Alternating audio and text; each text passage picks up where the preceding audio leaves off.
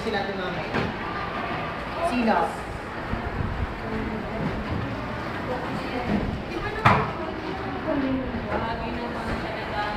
Mali ka na number 5. Mali ang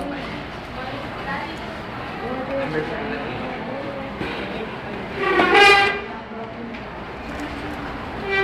last. Ikaw. Sir. Mapasok. Sir, mali yung sagot sa ikalawang bilang. Tama. Ang pangaliwa ay para sa ikaapat na bilang. At ang ikalima po ay para sa focus. Na-correct. Nasaan?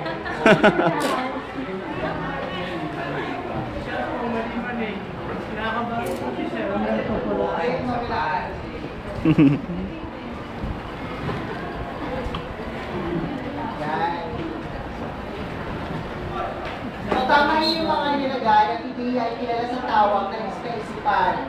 Sa usapan naman, ito'y ginagawa ng Ay, sir, pamag-aral. wait lang po, sir. Sa ikatlong bilang po mali po.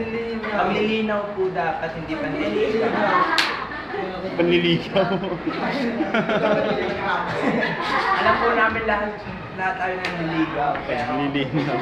paglilinaw yan, sir. Paglilinaw at panginaw sa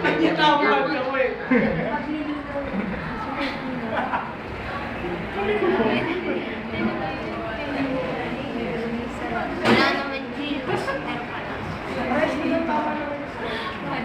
Pero man, kailangan ko ng dalawang estudyante upang malaman namin ang kanilang matukoy natin kanilang pangunahing ideya. Pero sa sino mag-volunteer? Isa. Isa pa, ikaw naman. So, pakinggan nyo sila, magdamagan na sila. Conversation. Conversation. Sure love, conversation. Ako yung babae. Ay, hindi. Alam kayo tayo kay sa harapan. Ay, tayo daw sa... Ikaw sa estudyante, Juan. Dito kay Sara.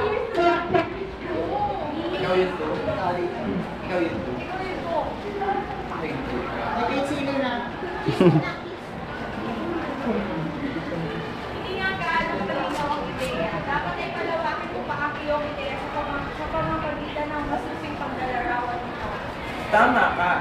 Dapat ay gagawin ko pa ang paglalarawan upang mas maunawaan. Pupunta na lang ako sa silid-aklatan upang mangalap ng impormasyon ukol dito. Sa muling pagkita, natapos ang ilang sandali. Nalagyan mo na ba ng medalya ang iyong ideya? Oo, ito at pakinggan mo muli. Ang sining ng sabayang pagbigkas, isang masining na nagpapabigay ng interpretasyon sa anumang anyo ng panitikan sa pamamagitan ng sabayang pagbabasa o pagbigkas ng malakas ng isang koro o pangkat. Ang sabayang pagbigkas ay isang maiglayog at timbang pangkatong tinig na nagpapahayag ng isang uri ng kaisipang masining at madamdamin. Ang ibig sabihin nito, hindi sapat na mabigkas ng sabay-sabay ang piyesa.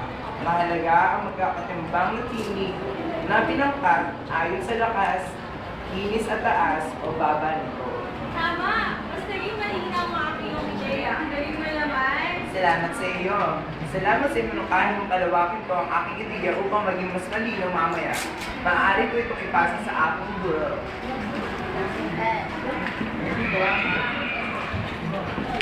Ngayon talakayin natin ang kanilang pag-uusap. So, ano ang pangunahing ideya nila?